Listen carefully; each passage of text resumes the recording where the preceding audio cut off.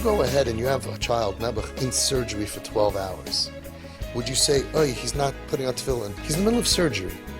Our kids that are hurting so bad that they want to die and they're drug addicts and they're addicted and they don't know if they're going to live and they don't even know if they want to live. They don't even know if they care. They don't see any future. It's dark. It's black. To them, they're right now in surgery. And we can't get confused to say, oh, they didn't fast and they don't even know what day it is. They're like so sick. They're mamash chaylim. And as much as we say it, we are so good when it comes to physical illness, and we're still, and even me, and I say it every single day, we're so bad when it comes to emotional illness and psychiatric illness. We still think he could do better, and don't let him take advantage of you, and he's going to take advantage of you. We still don't get it, and we don't apply it. Most of the work that we have to do, now that unfortunately we're dealing with an emotional holocaust, where Hashem, for some reason, unleashed emotional pain in the brain to Klal Yisrael in the last 20 years, basically. 40 years ago, this did not exist. The Stipler started writing about it about 30, 40 years ago, Chayla Nefesh, and one person started going to therapy, 1 out of 1 million, and then a little depression, anxiety, and somebody went on a pill. Now we're talking about, look at you, the nicest families in Klal Yisrael, suffering with kids who want to die, kids who are cutting themselves, and so much pain, so much pain. How is this possible? It's like around the bend at the year 2000. If you would have asked anybody in 1980, 1990, can you believe that families will have kids? And it's not even, we're way past that, not just off the derech, so sick. They can't function. They don't want to live. They're in so much pain. And we would have said, where are the Nazis? Where are they? Who's killing you? Who's hurting you? And it's all in here. It's all in here. It's like Hashem Mamish gave a new sickness since Bria Asylum. I don't know, I'm not that old, but I don't think it ever existed. And we came to America, everybody was great. We were rocking. The Ger Rebbe told me, I met him, this is going back 7 years ago, the Rebbe said, Amul mizgavein frimmer and frimmer. Said, I don't know what happened. Everybody was getting frummer and frummer. The 60s, the 70s, the 80s. Sounds like one of those stations. The best of the 60s, 70s, and 80s, right? And it's like everybody was more kailul. And if you're going to even think about working to support your family, you're a shegit, so you're going to sit and learn and cut. And everybody went to the right. Everybody. And everything was good. And people were happy, and all of a sudden, boom. Drugs, drug addicts, problems, depression. And today it's like evolved into this, this calls that I get every single day, the stuff that I get, people texting me, it is so disgusting, it's so painful. What you did for your child is, first of all, we can alleviate a lot of their pain. We can also be support. And we can heal them to a certain degree. But even if chas v'shalom, we don't heal them at all. Shouldn't a kid in a hospital wake up at 4 o'clock in the afternoon, wake up in the hospital with the IV and the medicine, shouldn't he see his mommy and his tati there for him saying, what can I do for you? Instead of, why are you getting up so late? What are you doing? Why are you being such a bum? Why are you lazy? Can you imagine criticizing a sick person? We don't criticize people who have fever. And yet we criticize people with emotional and psychiatric pain who want to die and their fever would be off the charts. We have to invent a thermometer for emotional pain. And then it would be so easy. You go to the kid, 117. Okay, you don't have to go to school today. You're not schlecht. You have a din of a chayla. We understand that. We can treat you. We can like you. And we're so confused. So at the very minimum, your son, who's doing so much to get off of heroin, to get off of drugs, and to put his life together, he has one thing that he didn't have 2 years ago. A mommy, a tati, that don't look bad at him, don't look down at him, don't eat up your kishkas. You know, these kids are the most sensitive kids. We all know that. And on top of their life being destroyed, and on top of, they don't want this. They don't want this. On top of all the bad that happened to them, that caused them to have the breakthrough, the breakdown, on top of all of that, they have to deal with a look from you of disappointment. It kills them. It makes them cut themselves. It makes them hurt themselves, numb themselves, run away from us. They go meshuggah because they're so sensitive. And even the best parents out there who are just kind, nice people who don't criticize and don't yell. But there's such a gap between not criticizing and not yelling to really understanding, and I'm here for you, and I don't judge you. So in any other room in the world, if you would have said what your son did on Shabbos afternoon, they would say, Meshiga, crazy. Over here, it's a big simcha, because mental health, we need him to be alive. We need him to be healthy. Yismach leiv mevakshe Hashem.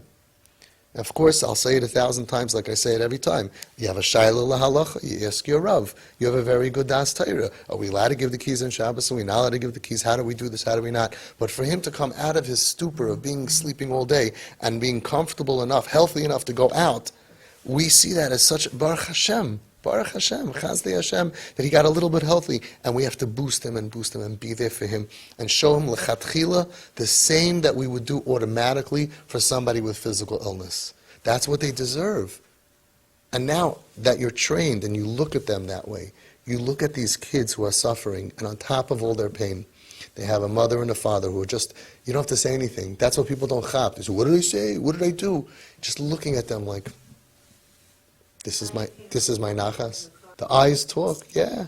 But when you walk in the room, they know before you open your mouth if you're for me or you're against me. If you understand me, if you're with me and you're compassionate to me and you feel my pain, or if you're thinking al hanar haza lo hispalalti.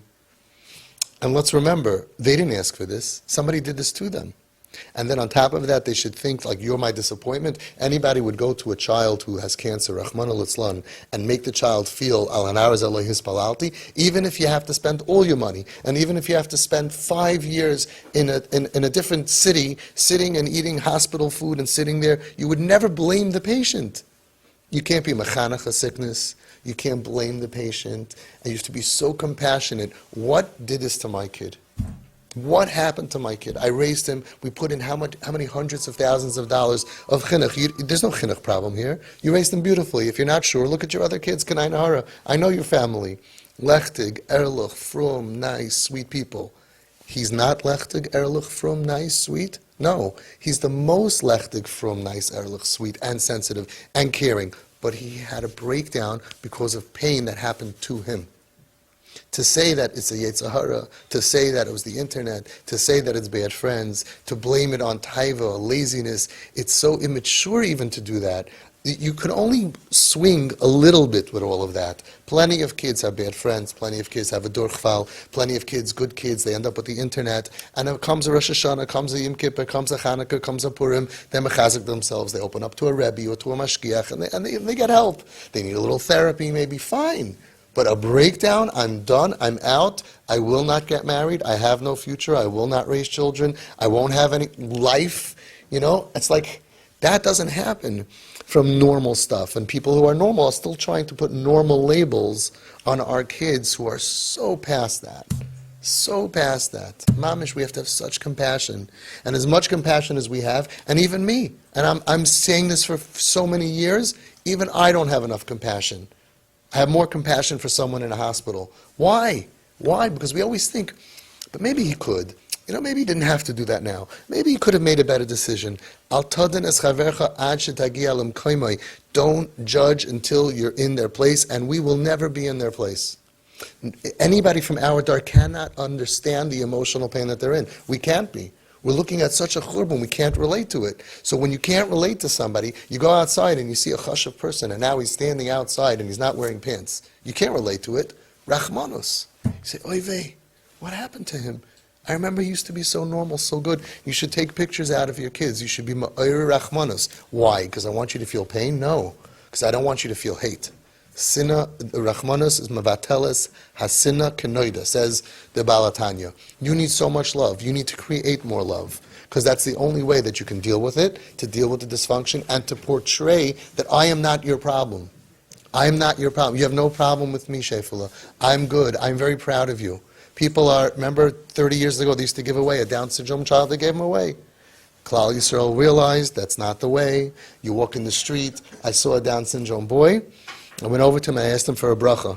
His father's a very chashav Rav, and the father was coming down the other way, he didn't see me. So I didn't see him when I asked, and by the time he turned the corner, he heard my words, and I didn't notice him, he was behind me. He heard me ask his son for a bracha. He looked at me, he said, oh, di verstehst den Indian. He says, you know that these are holy kids. You understand that they should ask him for a bracha. You have to understand these kids, who looks like they're Baal this, Baal that, Baal Taiva, Baal Avera, it's all baloney. They were put down over here to suffer. The Stechiner Rebbe said clearly that it's Toiras Moshe Misinai. It's not him, he didn't make it up. He had his 3 big Rabbeim that taught him that it's Kabbalah straight from Moshe Rabbeinu, that these kids are Korban Tzibur. What could they possibly have done to deserve this life? You know what I really want to do? I want to meet a happy, off-the-derech person. I really do. I want to meet a person, he's a big Baal Taiva, and he has a lot of money, and he lives in Manhattan, and he's making tons of money, and he's be'etzem happy. I'll be so relieved already. I'm so sick of all of these kids who everyone in Klal Yisrael is nervous and writing articles about. They're just so sick. They're so sick. And the ones who say, no, I'm not sick, but among themselves, I know from the inside, they're not happy. They're not happy with themselves. And the ones who are not full of anger will admit they wish they could trade places with their brothers and sisters. That's why our kids, they don't want the kids to be like them. If they have a younger sibling in the family who's struggling, they'll tell them, don't do it, it's not worth it, it's not worth it. Why? Because they know they're not happy. But if you're fighting with them, and you're saying, get out of here, no, they're going to take down the whole family and burn the whole place down. But if you embrace them like we are, what happens, we have thousands and thousands of siblings that know this, that the kips are not looking to burn down society. But we have to have such compassion. And as much compassion as we need to have more. So the Nesiva Shalom says, Kisharayim etzel yeled rach, oy bagil ha'espagros natia l'shchisos. If you see a young child or a teenager, and he's struggling with Yiddishkeit, shchisos, with internet and corruption, averis, right? What should you do? Muchrachim lishloit beruach. He doesn't say get a hold of the child. He doesn't say you get a hold of that kid and you tell him there's consequences and boundaries and control, I'm going to punish you and you can't have this in the house. That's not medicine. That's panicking because you don't know what to do. He tells you what to do. Muchrachim lishloit beruach on yourself. Okay, and do what? Ula'ir a love. Awaken to the child ahava v'chemla b'li gvul. Awaken to the child love and mercy without any gvul. Unlimited. Unlimited. Even more that you had until now. We have to look at the world the way that tzaddikim taught us, whether it's Lubavitch, whether it's Satmar, whether it's Bubba, whether it's Pupa, it doesn't matter. The Litvish Welt, the Chassidish Welt, Rabbi Ovadia Yosef, everybody, all the tzaddikim understood that every Yid wants to be good. Every Yid will sein git. Every Yid is a chelik elaka mimal. Oh, I have Chabadskers in the room. Chelik elaka mimal mamish. And there's no such thing, or in Yiddish, there's no such a thing, that a Jewish child wants to be bad and has a shita to be bad. They're not. They're so unhappy with themselves. It's not a shita. It's not a mahalach. And when you approach them, so the worst thing that people do is that they speak to them and they try to convince them. The worst way to be makar of somebody, a kip, is with words.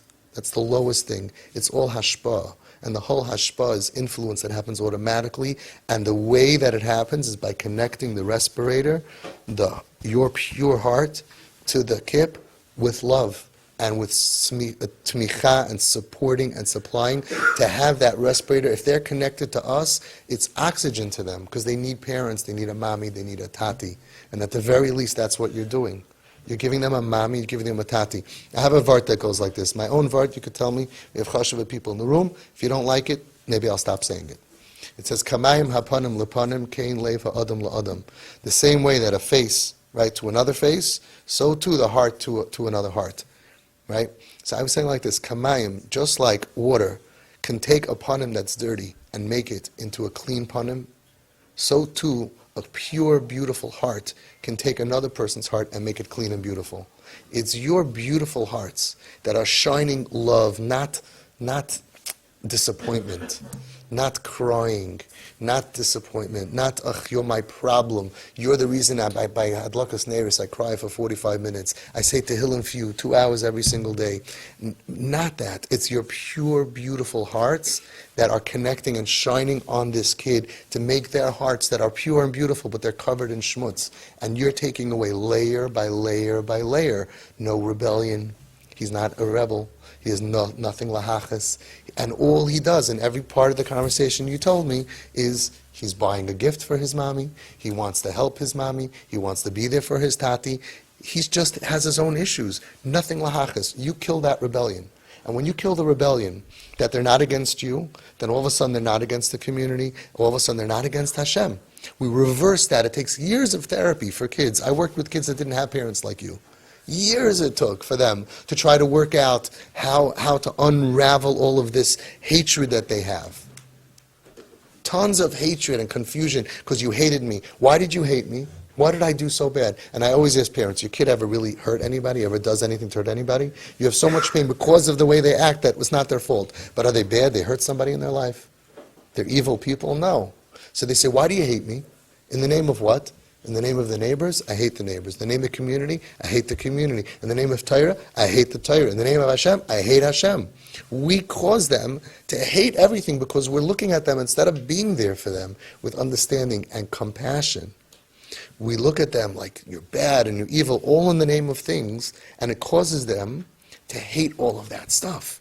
So we create enemies of Klal Yisrael. We create people who are dedicated to ripping down Klal Yisrael. And I don't believe in right? What was it? The Rayatz or the Rashab, the God that the atheist doesn't believe in. I also don't believe in. Right? Their community and Torah and all of that these kids hate, I also hate. So where does it come from? Not the Baal Shem Tov, not the Chazon Ish, not Rabbi Vadya. We have 100 quotes of people. It's all about loving. It's not about hating. It's all about embracing. It's not about rejecting. It's all about accepting and understanding. Why were we bad at this? Not because Klal Yisrael is bad, because we're not used to this. 25 years ago, basically, it didn't exist. And all of a sudden, we have kids who are smoking on Shabbos. We don't know what to do with them. So we had to relearn. We had to be Megala. It's all in the Torah. It's all in the Nigla. It's all in the Nister. It's every Medrash is like that, and every Chassidish Sefer, and every Litvish Sefer. It's all there. We didn't know how to apply it. Chabadsker told me recently that he said that he gets a lot of calls. He's a Rav, and he gets a lot of calls from the Chabad community if they should come to me. Especially since I spoke at the Shluchim conference, so we have, Baruch Hashem, a lot of Chabadskers that are coming here. So they ask him, and he says always the same thing to them. He said, Avi's going to teach you everything that you already know, but you just didn't know how to apply. This is in our blood, not just Chabad. To be Mekarev is not Chabad. It's all of us to be Mekarev, to love Ahavas Yisrael, not to judge people, right? And we forgot it because it was so strange. So we thought, if you grew up from, and you're Machal Shabbos, must be that you're a rebel. You're a bad apple, bad seed, you're a black sheep, you're a mushkis, you're a baltaiva. You know what you would think if you don't know the sugya? That somebody goes off the derech and hurting the family, such a rebel, I mean it's a very rebellious thing, right? Must have really thick midos, really corrupt midos, not care about anybody or anything. But it's not true. They care so much. They care so much about everybody. They can work for finally, after 10 years, they can finally get a job. They can work for a month. They can walk out with a paycheck for the first paycheck in 10 years. And on the way out of the office, they'll see a homeless guy, and they'll give him the whole thing. These are Rishayim. These are Tzaddikim. These are our hearts that we can learn from, compassionate people. And they care about everything and everyone that's an underdog. They care about the homeless, and they care about the stranded dogs, and they care about any, and not because they're liberal and whatever, because they know what it's like to be judged. They know what it's like to not be given a chance. They'll fight for everybody that there's a bigger power that's hurting them. They will defend them. Because that's the story of their life. That's their experience of life. That, yeah, I used to be a regular person. I got sick because I got hurt. Nobody saw the sickness because there's no x-ray. And then everybody around me started looking at me. What's wrong with you? Whether we did it pam ba'onis, pam ba'ratzain, pam b'shegig, pam b'mezid, whether we did it bekas, we did it nice. Now that you get it, right? Then you realize that even if you did it in the nicest way possible, think about the pain of the child. So let's give an example. A guy has a limousine company.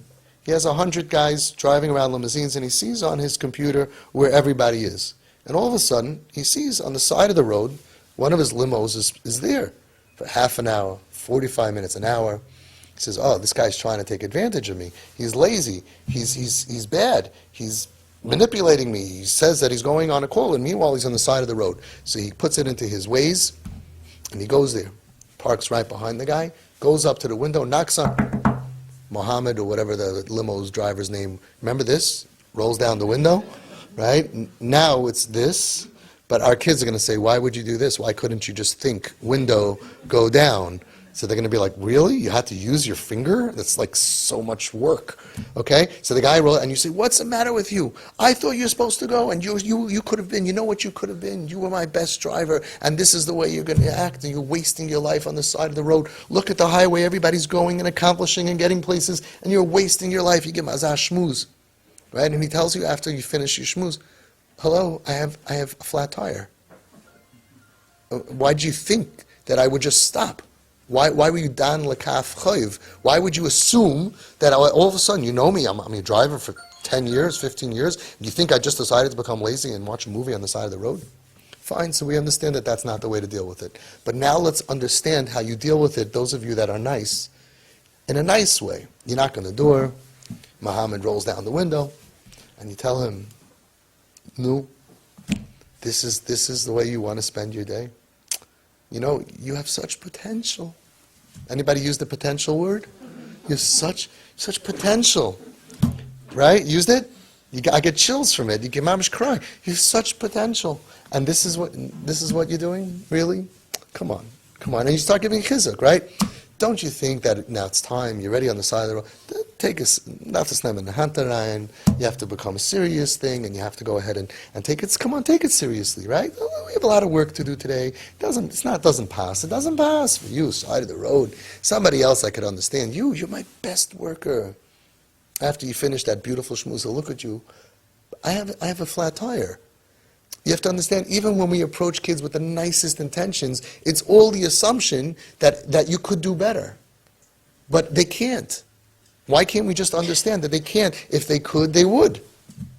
So then they say, oh, so everybody's okay, whatever they do, but you can't understand the difference between a little bit lazy and a little bit bad midos and totally dysfunctional and totally not able to move and not able to function. It's different if you have a bacher who's doing great and once in a while he's a little bit lazy and he doesn't want to, and you have to be ma'ir him, my kriya, wake up. No, we can discuss that at a different time, how you should do it. But someone who says, I'm done, I'm out, I'm giving up on my whole life, I have no future, I'm not getting married, I'm not going to have children, my whole life, I mean, what do they think they're going to look like at 80 years old? Who's going to come visit them in the old age home? They give up on all of that. They don't understand what we understand, chashivas of life and Torah and this world and that world. You think they forgot it all? So even if you approach a child in such a nice way, it's all based on a huge misunderstanding. This whole sugya, off the derech, is a misunderstanding. I've never met a kid who was off the derech. Someone sick is not off the derech. Someone who's dysfunctional is not off the derech. Someone who's molested is not off the derech. People can't, it's a functioning problem. I'm not going to get into what they're called, what category of Gershon Edelstein says they're anusim. That's good enough for me. But I'm not in the Bezin Shalmala. I hope not to be there for a long time. I'm not in the Bezin Shalmata. But we have to have, if you're a Bezdin, fine, then judge it correctly. But if you're not going to be a Bezdin and take everything into consideration, and you're just going to give a judgment, then why judge against them? Why not assume that it's probably a very good reason that they can't function that way? And I could tell you, if I went through what they went through, I would be much worse. That's why you have to be a little bit humble. But I mamish believe that. Think about your kid. You think you could do better? Given their strengths and the weakness of this dar, and then going through what they went through, and if you don't know what they went through, look at the symptoms. If someone has 15 symptoms of trauma, it's trauma. You have to treat it based on the symptoms. Look at them. And here's the kicker. You're going to have Be'ezus Hashem, Hatzlacha, and Siyata D'Shmaya. Kids are going to get stable. They're going to get healthy. They're all going to become from Mitzvah Hashem and give you the Shanachas. And then you're going to see that this was not the weak kid. This was the strongest kid that I had.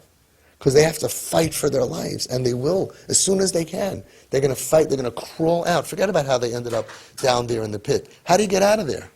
How do you get out of there? We have Kanai Nahara, 90 Shomer Torah Mitzvahs kids from TP. That was so far away, besides being off the derech. They were so dysfunctional in drugs and cutting and mental illness and depression. You know how much they had to fight to come back? And then we have another 30 home sweet home kids. I'm up to Admei Ve'esrim. Baruch Hashem, b'li ein har, Deibsh Levaiter helfen, but I'm not saying Admei Ve'esrim. And you will know that not with the home sweet home and not with the TP kids, my intention, I'm not Kir V'chaykim, I'm not Eisha Torah. Very happy that they're from. Nobody came to me that my kids should be from. My kids should be alive, healthy, stable. Baruch Hashem. And on top of that, once they're healthy and stable, Yismach Leiv Mevakshe Hashem. You're not going to be able to hold them back. Yismach Leiv Mevakshe Hashem. Imagine, Chas v'shalom, somebody breaks his arms and his legs in a skiing accident. So he's lying, he's a father, he's a tati. He's lying in bed, he can't move. And everybody comes to visit him, and he doesn't have to go to work, and he has no pressure. And his wife, you make him delicious 3 meals a day, plus snacks. Everybody comes to visit him and massage him. And after 2 years, he heals. And he thinks to himself, I'm not going to tell anybody. This is great. Why would I actually get off this bed, and I have to go to work and deal with pressure and everything? Now I have no pressure. I sit here, put a television in front of me, 20 hours a day, eat when I want, sleep when I want, do what I want, and everybody comes and is nice to me. As soon as you're healthy, nobody will be able to keep you down. You're going to itch to get out of bed and to walk and to run and to function and to be happy and to be successful. And that's been my exact experience with our kids. Miraculously, the ones who became frum, they didn't go to Eisha Torah. It was the same kid. All of a sudden, one day, it was like, I want to put on a yarmulke. Why not? I want to wear tzitzis. You saw it in the chat just this week. These kids, unbelievable, out of the blue. Tzitzis? This Friday night, this mother that came just 2 years ago. This kid, if you would hear the whole story, nobody would believe that in 10 years, in 20 years, that this kid would go to shul. All of a sudden, he's like, bye, Mom, I'm going to shul. The father's in shul, turns around, and sees this kid with a siddur. How did it happen? What treatment method? What kiruv method? Nothing. They don't need kiruv. We need kiruv. They don't need kiruv. They're going through a hard time. They need a mommy. They need a tati. They need brothers and sisters and brother-in-laws and aunts and uncles and daughter-in-laws like you have from Shemayim, an angel. Mamish, I'm so impressed. She should speak to all the in-laws. They could do so much good, taking him out and smiling to him and everybody. We need help to do the right thing for these kids because they are good. And it's so clear to me, Ikvasa the Mashiach, that Hashem is saying, oh, you like all that stuff you learned? Yed Yid is git. Every Yid is a chayil kamim al mamish. Do you really believe it? Let me test you. And Hashem sent these kids Nebuch down. Who knows what crime they must have done to be put into this world, this Gehenna that they're in. Mamish Gehenna. We can't even imagine what life is like. And now Hashem is testing us. Do you look at him as good or you look at him as bad? You look at him like a Rasha? Yeah, you think so? Yeah? And he's testing us. And you are the parents who are at the forefront of looking at every Yid as good. And I'm telling you, don't look at them as good because it's like a slogan. It's the emes. If you really spend time with them, they're angels, tzaddikim. They're trying their best. There's a kip that comes to me. Right? Just imagine this. He came to me for a Shabbos meal, and he has social anxiety, and he had a panic attack, and he went meshugah, and he said, Avi, I'm sorry, I got to go. He went into his car with a pack of cigarettes. He's driving around on Shabbos. If you would see him, you would say, oh, in the time of the Beis HaMikdash, we would kill him. Hang on, don't throw rocks yet, right? He's driving around, he's smoking on Shabbos. He tells me, so he told me after Shabbos, I'm driving and I'm smoking and I'm trying to calm down. He went to the whatever, ocean or wherever he goes, he drove. What am I going to listen to in the car? So he put on shiurim. He listened to hours of shiurei Torah. So before you shoot anybody, before you kill anybody, hold your fire. Now, tzaddik, Russia, what do you think? Why? Lahachis, not like a B'chal Shabbos b'fahesia, full of tattoos. You would think. The point is that you don't even know what a Yid is. You know how the famous saying says? I forgot who it was. You'll know. You can tell me. Someone said that to a guy you can't explain what a Yid is. And the Siva Shalom says that I think the Baal Shem Tov said, or one of the Talmid Baal Shem said, even to a Yid you can't explain what a Yid is. We think we know what a Yid is. Spend some time with a kip. Get to know them, that they should lower their defenses instead of being angry at you and thinking that you want something from them. And hear their stories and understand that before they fell apart in the exterior, inside they were holding on. They were holding on. They were hurting for years. And they were holding on and holding on and holding. And they were trying so hard until they break. And as soon as they break, everybody goes, we think the story started that day. What? Oh, what are you doing? It's going on for years inside, and they're davening. Kips daven more than ve'eschanon. How much is ve'eschanon? 550? 515. Moshe Rabbeinu daven ve'eschanon. Kips daven thousands of tefillas. Please help me, please help me, please be there for me. Hashem, please help me. I don't know why I can't sleep at night. Please help me, I shouldn't have nightmares. I don't know why I'm forgetting what I knew it last night, and I'm forgetting. They're going through this breakdown. And if you speak to kips while they unravel, and if they're honest with you, which is very hard for people to have, because they won't open up to people, they won't open up to a therapist, very unusual, to someone in an office setting. They usually sit there with the hoodie and they go, They don't want to be there and they don't trust anybody. But if you have the sus, it's very painful. To hear the voice of the kip unraveling like I have. And they see how all of a sudden it's like, literally it's the same as somebody with ALS. Rahman al-Islam, all of a sudden, I can't move my right arm anymore. Can you imagine somebody getting sick and he tells you, I don't know what happened, I can't move my right arm. That's how they tell me. They say, all of a sudden, I used to be best in davening, I can't daven anymore. I can't concentrate. I don't know why. I used to love learning. All of a sudden I come to yeshiva and I can't learn. The kids, they speak about their pain and nobody knows how to stop it. We just know how to criticize. Isn't that crazy? We can't. We have to understand Chayla Nefesh. We have to understand that Hashem is making our brains of our children, and I can't even imagine what the next star is going to be like. They're broken. We can't deal with pressure. There's depression, anxiety, OCD, borderline personality disorder, BPD, bipolar, all of these things. The psych wards in the whole world are full of Jewish kids. Rahman al-Islam. Anybody here growing up ever heard of a kid in a psych ward? A Jewish kid in a psych ward? Never. Now you go to any psych ward, I don't care what day, I don't care where it is, and you go in the hallway, and you say, Shema Yisrael, Hashem Elokeinu, Hashem Echad, you'll hear it back. Like after the Holocaust, the stories that they went to the convents. Rahman al-Islam.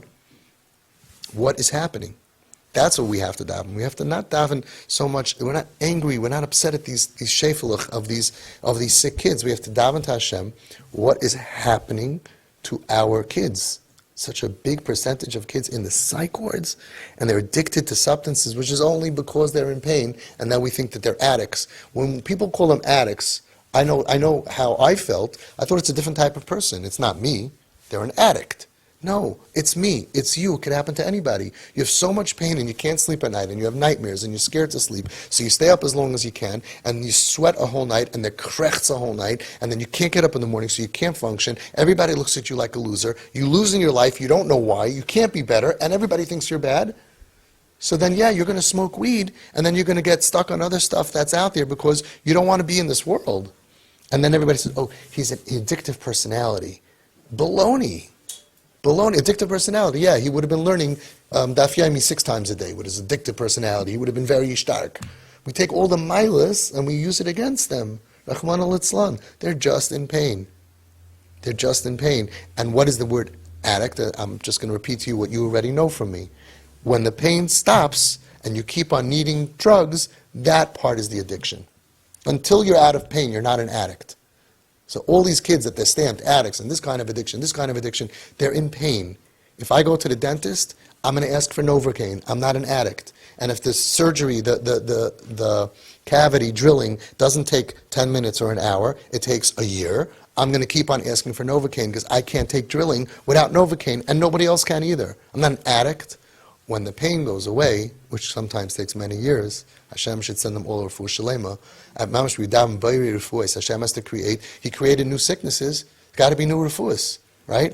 And when the pain goes away, they're left with the, now I don't need this, but I'm stuck because I'm used to it.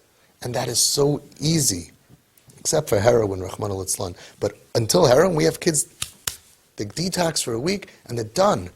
And we have hundreds of kids that got off weed for sure, plus hard drugs, without any rehab, without any AA, without any NA. Why? Because the pain went away, they got the trauma work that they needed, they have supportive family, you guys are putting pleasure into their mind, you're filling their mind with pleasure. So, What do I need it for?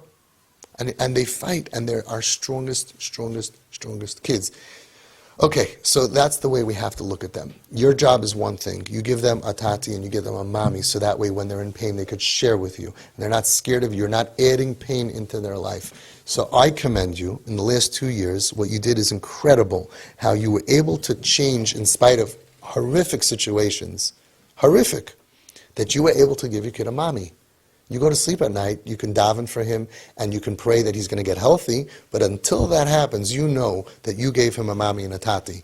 One of the first trainings, after the first training, the first bomb, a father came to me a few days later, and he said, Avi, I gave my daughter an iPhone. I said, no, you gave your daughter a daddy. And he told me, in her phone, she had him in the contact as Satan. She didn't have a daddy. And the wife was Satan's mistress.